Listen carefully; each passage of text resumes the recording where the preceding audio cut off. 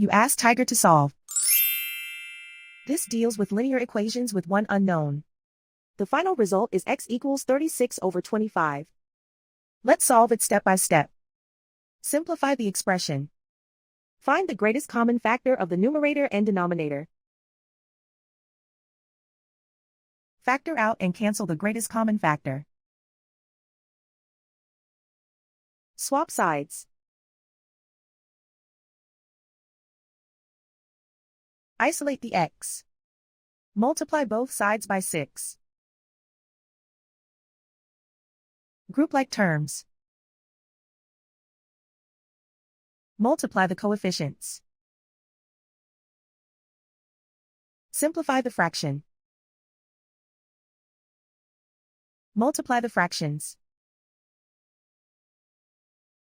Simplify the arithmetic. And so the final result is x equals 36 over 25.